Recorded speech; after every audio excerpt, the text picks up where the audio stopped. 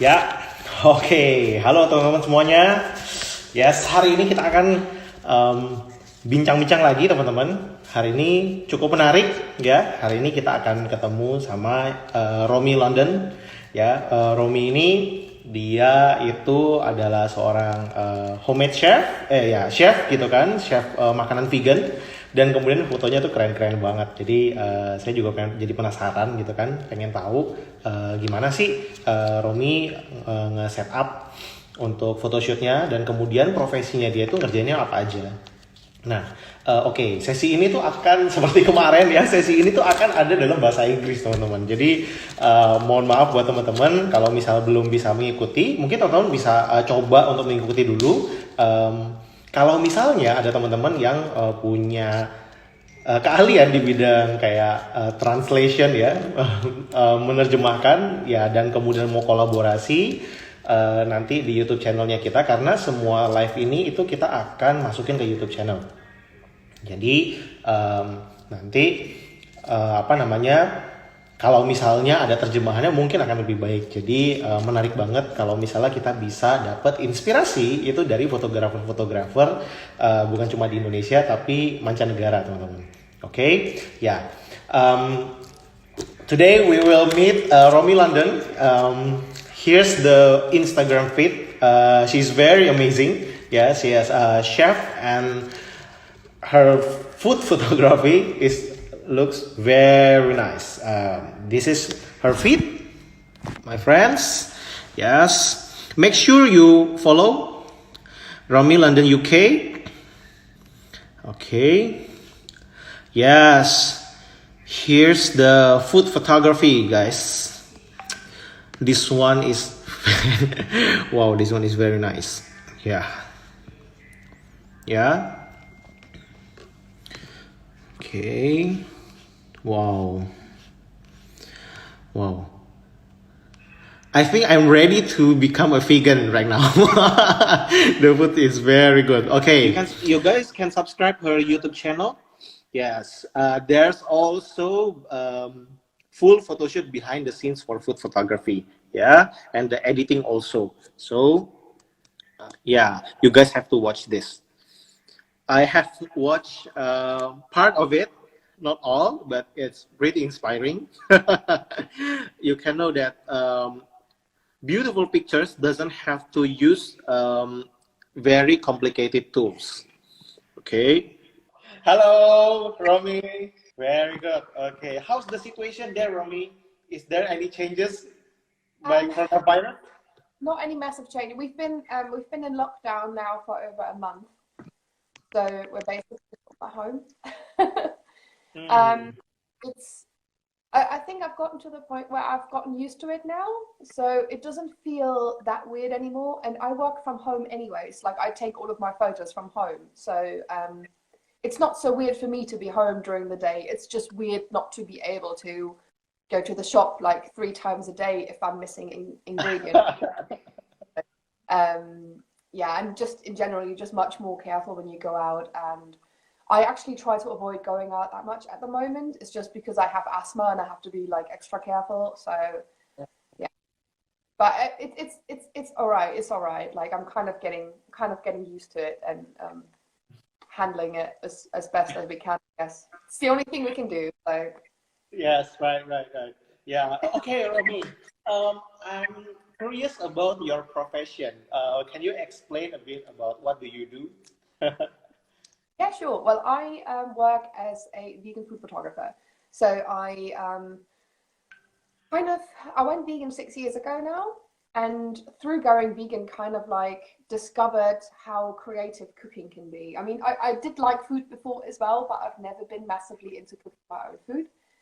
But going vegan kind of changed that because it's great here now, but 6 years ago there weren't as many vegan options around, and I was kind of forced to go into the kitchen and cook my own food. And it was the first time I actually discovered what is in my food and also how to put my food together to make it taste great. So it was kind of creative outlet. And I actually have a different photography and background. Like I studied photography 10 years ago now, and I worked as a photographer for a couple of years. And when I went vegan, I had just given up like the portrait photography because it was like I moved to London all by myself and it was very difficult kind of like to get going like with working as a photographer. So I just focused on working other jobs in the meantime and did a little bit of photography on the side. And then when I went vegan and became really interested in food, I at some point just decided to take a proper photo of my food other than just how it started. And I've been working full time now as a food photographer for the last year and a half. And I've got a food blog as well where I share lots of vegan recipes, and I've had that for a couple of years now. So yeah, I guess it's been going well. Wow, looking at your Instagram feed, I think I'm ready to be a vegan right now. I'm gonna check that. Wow, it looks really delicious, you know. Wow, you are amazing. Wow. Okay. Okay. I will ask a bit about the photography. Um, what do you use for the lighting? Is it natural or artificial lighting? I used to use only natural light, but up until about a year ago. But because I live in London and when I was still working full time, I could only photograph on the weekend because by the time I got home, it was dark. And Yeah, yeah, right. you maybe have like 3 hours during the winter where you have like good lighting. And it just wasn't enough for me to be able to work properly. So I about a year ago I switched to artificial lighting. And to be honest, I don't think probably the photographers that follow me, they have probably realized, but I guess everyone else did not realize that I actually Mm. switched to artificial lighting. I mean, Oh, you can see some of my lights like standing behind oh, I, my living room and kitchen, so there's like tripods and lights everywhere. And I actually, if I go up, you can see oh, I want to up see. there. It's against the ceiling, just to kind of. Oh. So I kind of, yeah, I use artificial light just to answer your question. And I guess in some pictures, I make it more obvious than in others. Like in some pictures, it's probably not as obvious that it's artificial lighting. But I kind of love that it gives me more flexibility with photographing at different times of the day, different times of the year, and also deciding how I want the light to be so that I'm not just stuck with whatever the light is on the day. It can be very different, sunny or whether it's gray outside. So it just gives me more flexibility. Okay. So every day the setup is like that, or you set up it because we are doing live right now? Well, at the moment, yeah, I have this light. Let me just show you properly. I have this set against the ceiling because Yeah. it's very dark outside at the moment. Because well, not very dark, but it's grey outside today. And I actually work at that table back there. That's kind of like my office. I like it when I sit in the dark. And if I put on the ceiling lights, it's just really weird lighting. So I kind of put on lights against the ceiling, and it just kind of feels as if the sun is in the room, so it's a bit nicer. And it's dark, so I kind of use the light against the ceiling for when I take Instagram stories, just to brighten them up a little bit. I see. I see. Is that flash or continuous lighting? It's continuous lighting. I use it for videography as well. So I could use flash, but firstly I find it's much more Mm, harsh lighting. And you need like a much bigger soft box to make it nice and right. look good. And at the same, I shoot almost everything on a tripod, so it's fine for me to have like artificial light and like a continuous lighting. The one I have actually, it's an LED light, and I can even change the color temperature depending on what I'm photographing or how the light is in general. So that's really helpful. Oh, I see. I see. So you change from the office worker to and become the photographer and blogger, right? Yeah. So um, how do you switch from the office worker to Well, how? it doesn't happen overnight. I I was always photographing on the side already, even when I was working in an office. And I always used my spare time and my free time to kind of, photograph dishes and try out new things and practice. And I think that's very important because if you just switch overnight, you're not going to have, firstly, you're not going to have clients, you're not going to have people that are going to book you for anything. And secondly, you also need to practice just to learn a lot and just to develop that you're able to do different styles, for example, or try out different techniques. So I've done that probably since 3 years before I went freelance. I've already been doing that. It was in the beginning, I didn't even think that it could be a full-time job. I just thought like, oh, it's a new hobby and I'm enjoying it, so I'm just doing it. And you develop so much. I mean, one of my biggest tips in general for like new photographers out there is to just photograph as much as you can. You're gonna have good days where you look at your pictures and you're like, oh wow, I'm really happy with this. Right.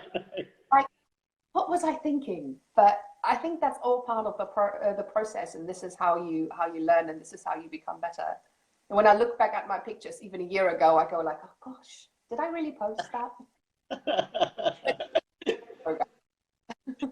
Yeah, yeah. How many times you shoot for a week?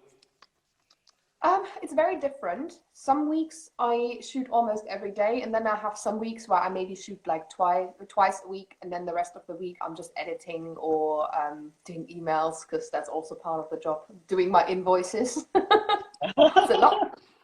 It's not just having the camera in front of your eyes. But no, it's very different. It depends on my workload and also if I'm working on specific projects. So it can be anything between one day to, I guess, 5 or 6 days a week. So I see, I see. Wow. Okay. Who is your client mostly?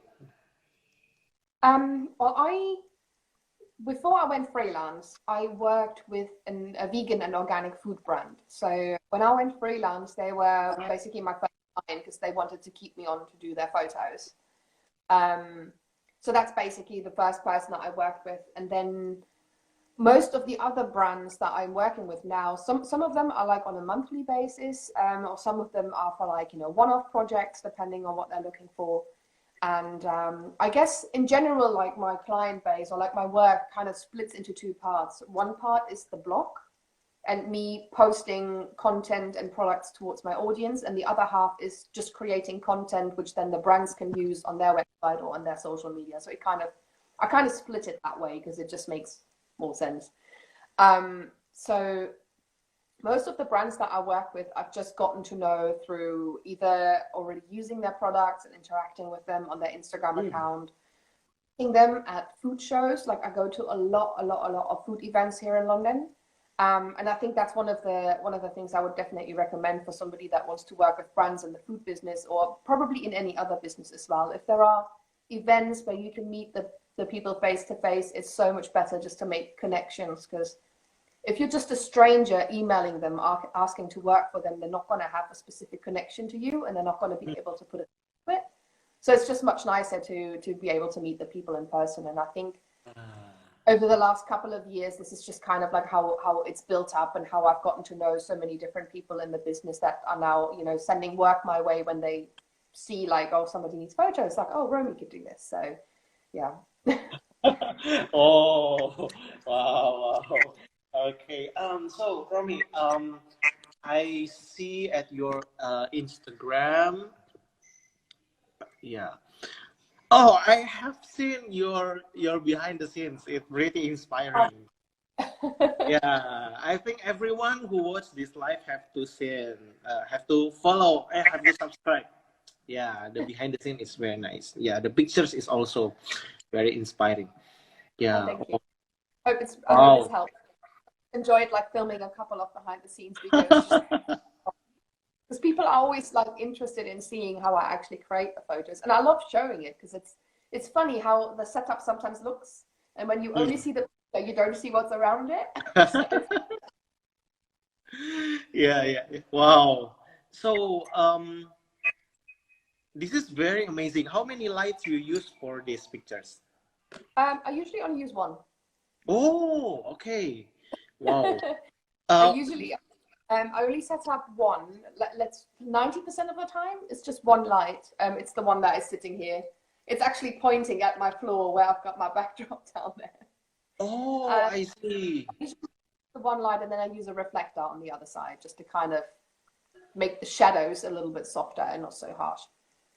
Oh, so you put the reflector this side, right? Exactly, exactly. And then top left corner and the reflector at the bottom right. That's usually how I set it up. Wow, this one, the styling is very nice. It's very nice. Do you have any tips to style your food? Like I almost love almost all of them. Do you have any tips to style your food?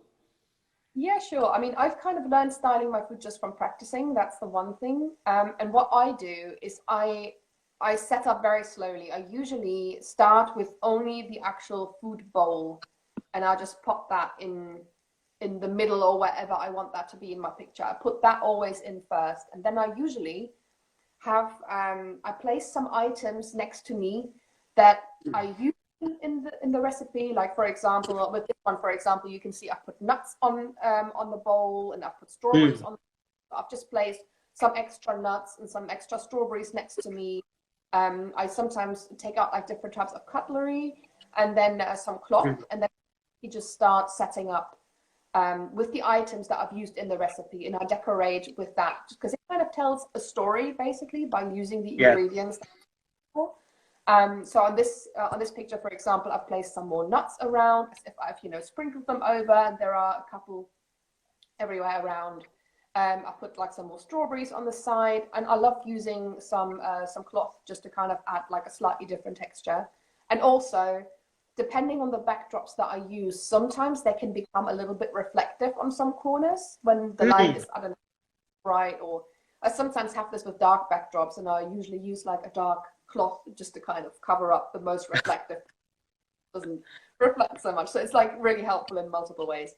But I would say use props that make sense along with the food that you're photographing, ingredients that you've used, use equipment that you've used.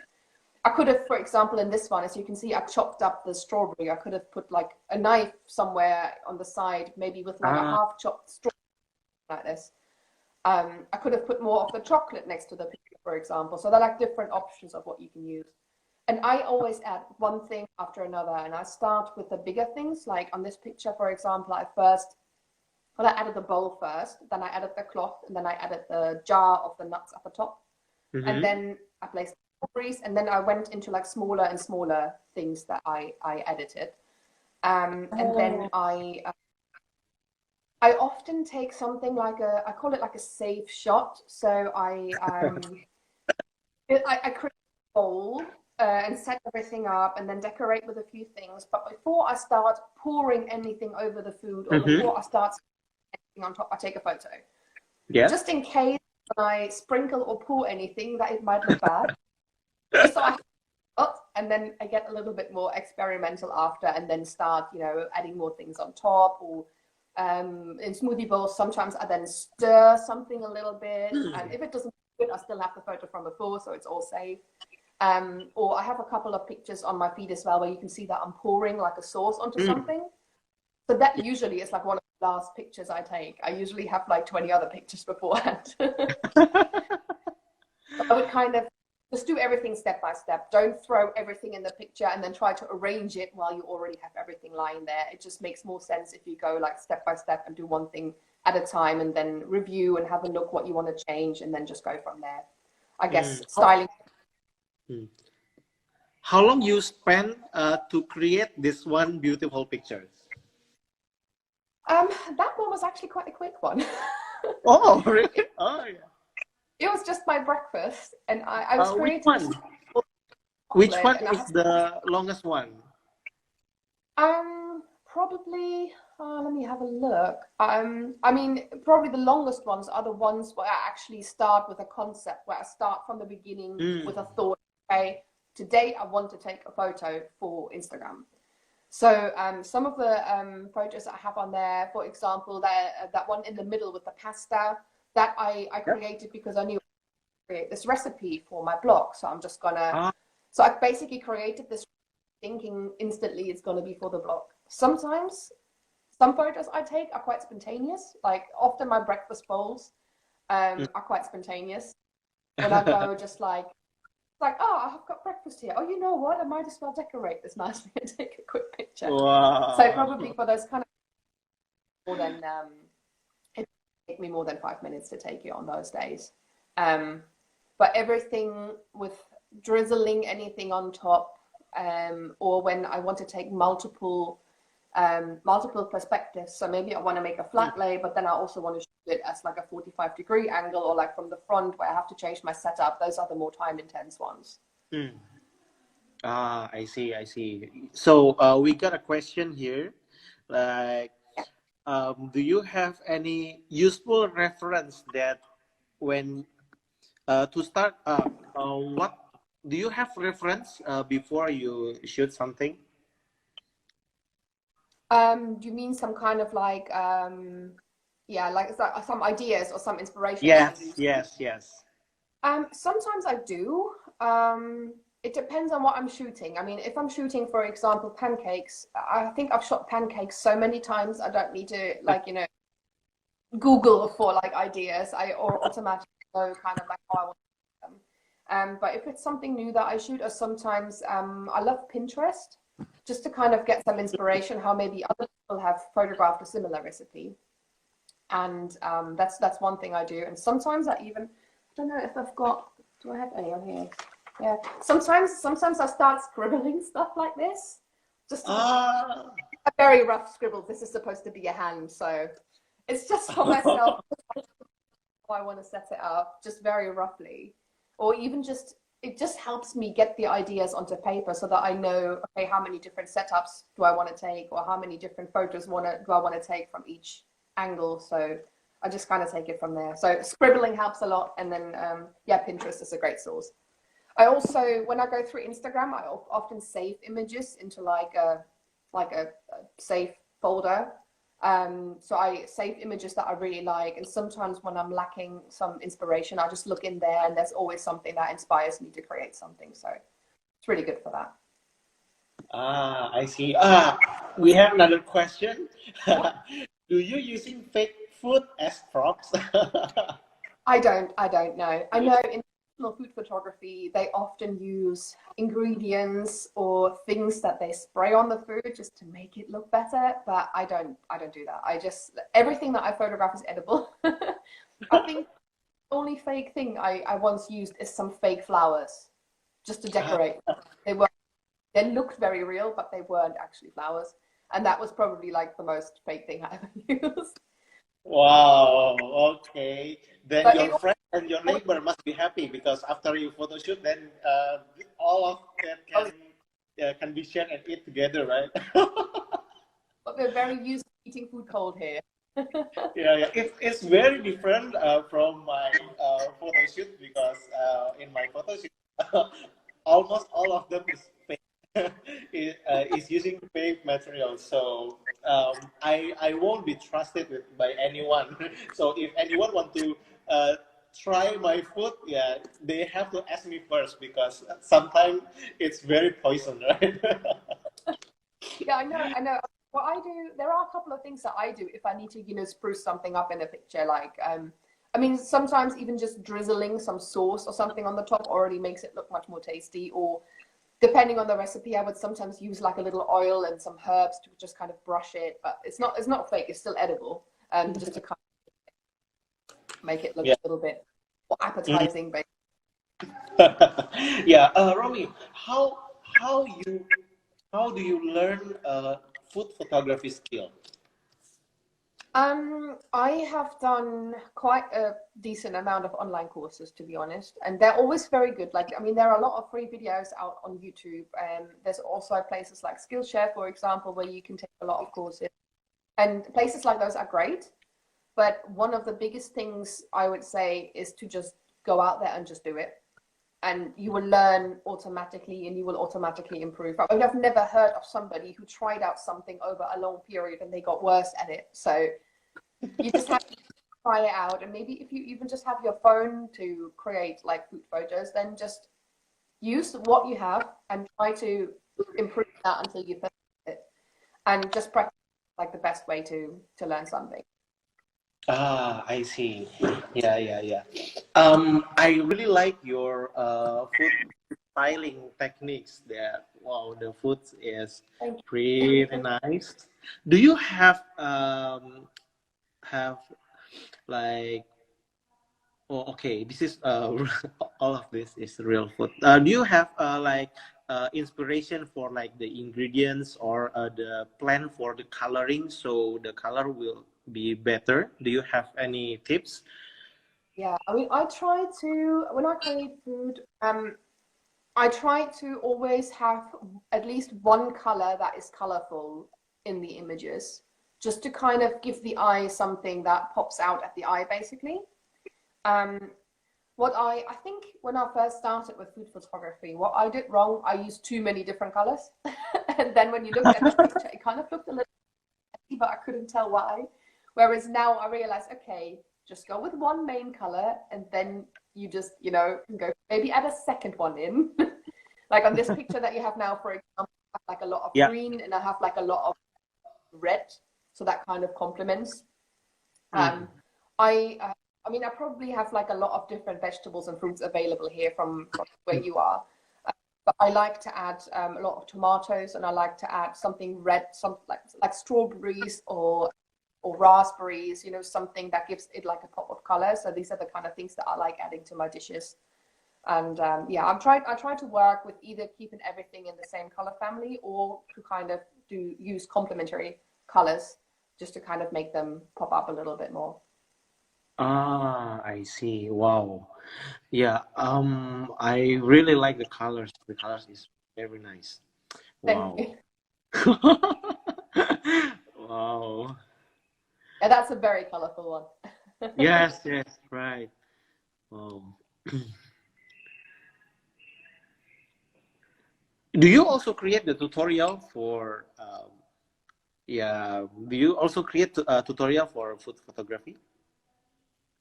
I do create them a couple on my YouTube account. Mm. Um, well, I've created like a whole bunch of videos. I've got one video showing how I like my home studio setup. So just kind of showing how I actually photograph everything from a small one bed flat in London. So that's one of the videos there. It just shows what kind of equipment I use as well. I've got a video where I basically just real time go through an entire photo shoot and just show my thought process of how I set up my image and what I'm thinking while I'm setting it up and what I'm changing while I'm setting it up. I've got a video as well about how I edit my photos, which can obviously vary depending on what I photographed and what the colors are, but just kind of showing like more of like my thought process rather than showing the actual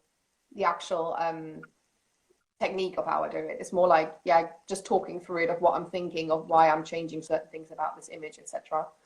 And I mean, I do video as well. So a couple of months ago, I filmed an ad for a food brand here in the UK, and I filmed that ad Oh. all by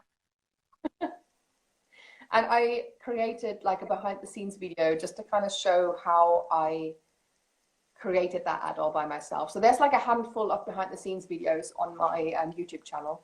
And I also regularly show on my Instagram stories when I'm photographing, I show like some behind the scenes footage, but people can see how I've set up or how I'm going through just setting up the image and how I'm styling the image. So I love to kind of show a little bit behind the scenes there as well. Ah, okay. Yes, yes, yes. I have seen this one. Very nice. Thank you. Okay, okay. Do you have team? No, it's just me. Wow, okay.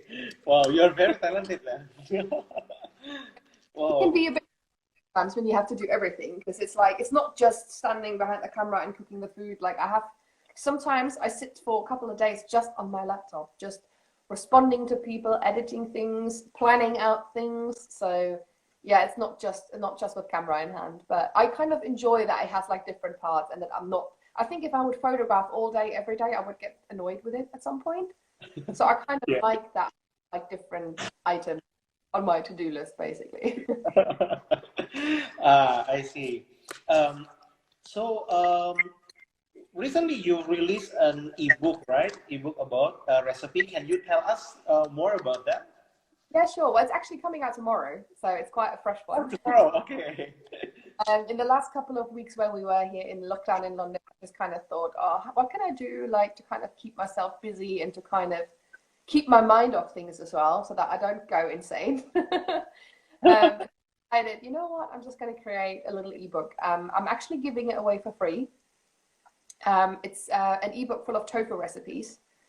Because I see, especially here in London, I see so many people that are interested in going vegan or they want to eat more vegan food. They're still struggling to make tofu taste great because either they've just eaten bad tofu in the past or they just don't know how to cook it. So I've created a small ebook with 10 different recipes and 10 different techniques as well, kind of showing different ways of how to make tofu taste great. It's coming out tomorrow and it's going to all of my newsletter subscribers automatically. So if somebody wants a copy and wants to see some other photos and the recipes, they just need to sign up to my newsletter on my website and then they automatically get the book. Okay. Will be published in your newsletter tomorrow. Yeah. From we can access from here, right? Yeah, From exactly. here. You can access it from there if you buy it. Yes. And This then you one, can, newsletter. or if you end up on my website on Romy London UK, romylondonuk.com, you can also sign up to it there. So there's like multiple options of how you can do it. Okay, okay. Yeah, yeah, yeah, yeah. Yes, yes, yes. This one, right? Oh, okay. Subscribe. Okay. Yeah. Yeah. Um, do you also do like teach about something? Not at the moment, but I'm always thinking, oh, maybe if I get tired of photographing my own photos in the future, I'll offer like teaching other people how to do it. I love teaching and I love explaining things. But at the same time, I also know that I can't do everything, and I'd rather do what I do right now and do that well than trying to do 10 different things. So maybe in the future, I've been Oh, thinking I could okay. do like something like an online course or something like this. But I know there are lots of photography online courses out there, but I think I would do it a little bit different where there's still like a personal aspect where I still get to speak to the people that are doing the course rather than them just watching anonymous videos. Um, but yeah, maybe in the future. I haven't got anything set up right now, but we'll see. I see. Actually, recently I have an idea like how to make some kind of online course with together with many photographers around the world. Like I yesterday I meet a food photographer also from Russia, and then maybe you can join also. So we create the like online course for especially for food photography together. Like yesterday, I meet. She's special. Her specialty is food photography for natural light. So Oh, I can see that. Wow, your skill is really nice in food styling, also photography with continuous lighting, and yeah. then myself, we do mostly using the flash. So Mhm. it's very different style. Maybe we can combine together so people Definitely. from around the world can access and then can learn. Yeah, yeah, yeah. Maybe we can collaborate someday. Well, keep me in the loop how it's going. Yeah, yeah. Do you have WhatsApp number? Yeah, sure. I can pop that over to you later. Okay. Yeah, yeah, yeah. Wow. Not that in the live stream now. Okay. Yeah. Wait a minute. Hmm. Yeah. Okay. Yeah. Do you have tips that how to be consistent uh, doing your job like food photography? How to be consistent because like somehow we do it from hobby and then when it becomes a profession, uh, yeah, someday, yeah, I just feel that like yeah, I somehow I cannot maintain the quality, so someday it become a challenge also. So do you have any tips how to be consistent? Well, I kind of like to take the approach where I like to create quality over quantity. So I know if I get to the point where I, for example, know I have to take 10 photos, that I know myself and I know if I know I'm going to have to take this within this time, and if I push myself to be quicker, then it's not going to turn out as great. So I know that when I photograph, I have to take my time. And I really like to get in the zone when I photograph. So I really like to not have other distractions around. I often put some headphones in and I listen to music or I listen to podcasts. And that kind of, then I can kind of like be in my zone and just do what I'm doing. And that kind of helps me to actually focus and actually enjoy what I'm doing rather than trying to be like quick, taking like as many photos as I can. So I kind of like to take my time to create a great quality. And at least that's what helps me stay consistent and to still enjoy what I do. Because I feel if I have to force myself to photograph, I'm not going to enjoy it, and if I don't enjoy it, it's not going to turn out as great. So, but that can be different for every person. So it's and what they like, and yeah, it can be different for different people. But that's what works for me. Ah, okay, yeah. I'll try that. Okay. Yeah, but because yeah, somehow for me like mostly we are doing photo shoot for brands and for restaurants. Yeah, we have target for every day. Yeah, it's easy when you shoot. Yeah. You shoot restaurants. When I've taken photos in restaurants before, it was more collaborations for Instagram or my blog where they wanted me to post like something on my feed, and then they didn't pressure me to create like some stunning photography. It was just myself what I knew. Okay, I wanted to look nice to go onto my feed. Um, but yeah, maybe at some point in the future I'll shoot restaurants again if they open again. Everything, so can't go in. Yeah.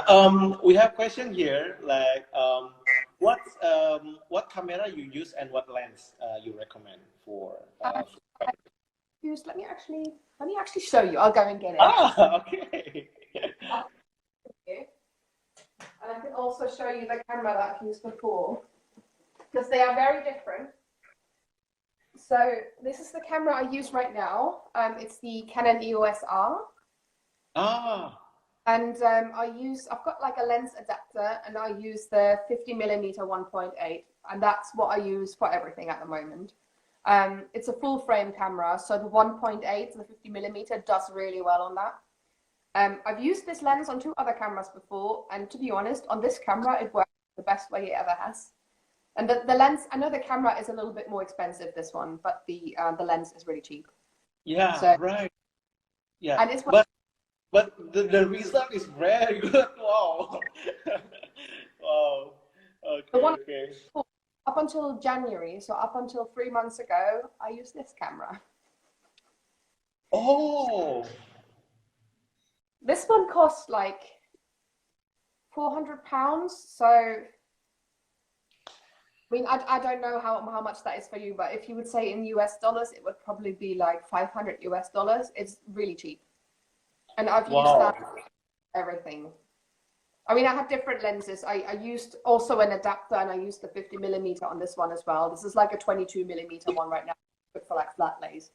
But yeah, I bought a new camera because this camera is not really great for filming. One is much better. But yeah, I mean, this is not, it's a good size, but it's not massive. And I wanted a camera that is mirrorless and that is smaller, because I used to have a DSLR, and I would photograph with it once or twice with food, and then the next time I would already get annoyed. I have to get this big camera out, and that I have to, you know, handy, and I love Yes, just having this small camera. So I basically even when you have a look at my YouTube channel and you look at the video of how I created the ad, I filmed that ad with this camera completely from beginning to end. It, it's really not. It's really not about the equipment you have. It's about what you do with it. And I honestly think that you are limited in your equipment. It makes you a better photographer because you actually have to think outside the box and have to learn how to make the best of what you have. I know somebody just asked which Canon this one is. So this is the EOS M3. That's the Canon model. Yes. And it's worked. It's been worth every penny. I photographed everything with that camera for like 3 years before I got an wow. and now I just use it. I just use it as a second camera for when I film something and, you know, I want like a second camera on a different angle or something like this. So it's still in use, just not as often. Wow, okay. Wow. I'm totally agree with that because when we are limited with the tools and then we can be more creative, right? Wow. Okay. If you have all of the most amazing equipment, I find it overwhelming because there are too many different options of what you can do with that. And I feel when you have limited equipment, there are smaller options of what you can do with it, but then you can really focus on those and really learn how to make them work perfectly. Rather than, I mean, I find it overwhelming, even when I photograph, when I don't know how I want to set up an image, I feel like, oh, how am I going to start with this image? I don't know how to start. So I kind of always feel like it's much easier if you already like have smaller options, less options, makes it easier. Yeah. What kind of continuous lighting do you use? Can I see? Let me have a look. Actually, I don't remember the name. It's not expensive. It's really cheap. But I only use it at home here, and I never take it anywhere. So I didn't need something with like a massive tripod. This is a brand called Photocell. I don't know if you can see that from there. And this were the first lights I had, and I think it was a set of 2, and it didn't even cost $100, so it wasn't that expensive. The tripods were not very great quality. One of them broke really quickly. It was 2 lights, and one of them broke really quickly, and then one of the light bulbs blew like 3 months ago, and then I got rid of the broken one, and then I bought another set. So these are like 2 different ones at the moment that I have set up here. I've got another one of those, but it's like packed away in a box somewhere for special occasions when I need a third light. Usually with 2, I'm more than fine. This one is an LED. Oh, this is from Newer, actually. Ah. So, but this was a similar price like this one. It was literally just like maybe 70 British pounds or something like this. It wasn't that expensive. And I wanted to have something like this because I can change how bright it is, and I can change. Yeah. With this one, you only have one setting, on and off. So. Yeah. I also have one. Yeah. Use light bulb, right? Mm-hmm. Yeah. Okay.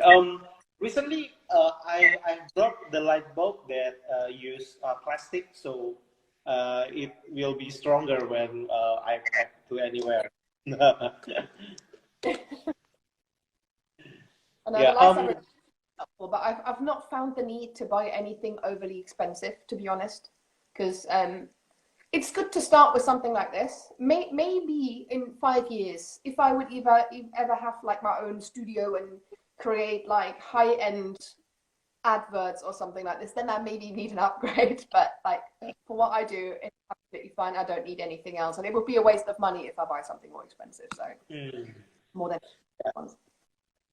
Do you have any any like tips for the prop styling, the props, food photography props? With food photography, I think it's important to kind of pick a style when it comes to your props.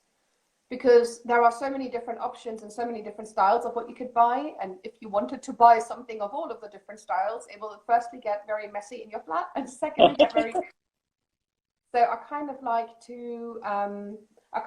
to stick with kind of like the same style of props, and I have like a lot of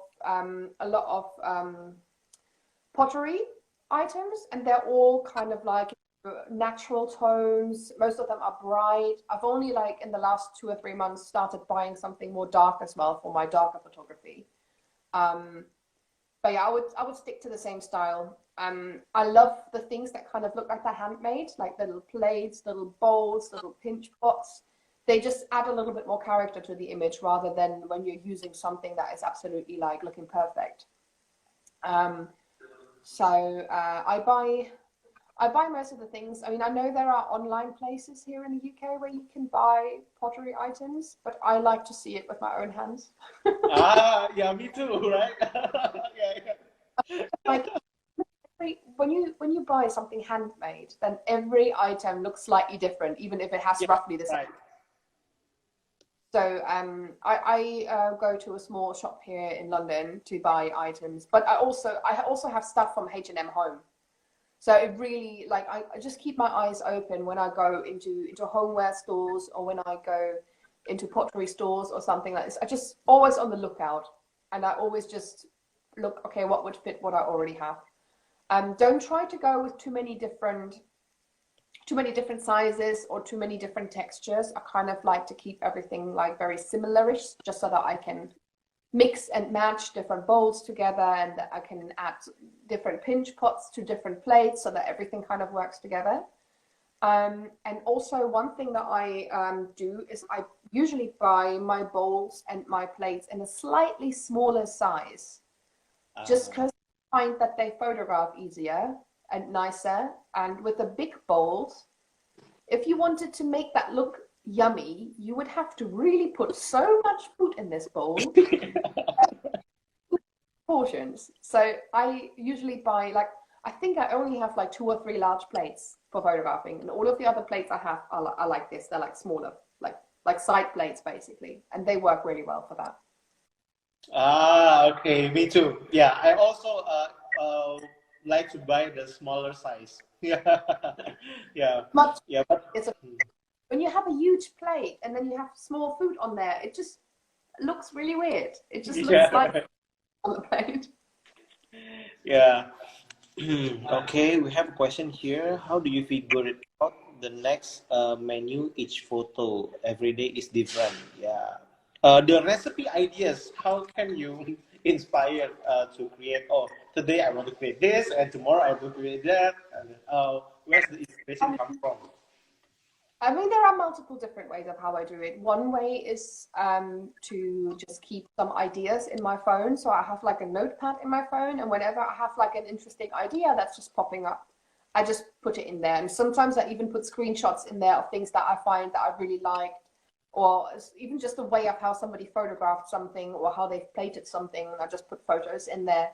So that on the one hand. So I have a couple of recipes that I plan.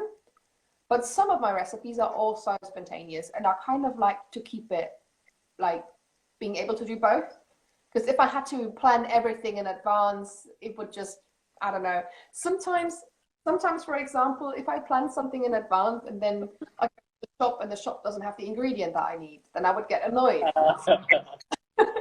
Or if I know, like, oh, today I'm supposed to photograph this pasta dish, but I don't have pasta at home and I really feel like eating potato today, then the freedom to kind of change around what I cook. So some of the things that I create are spontaneous.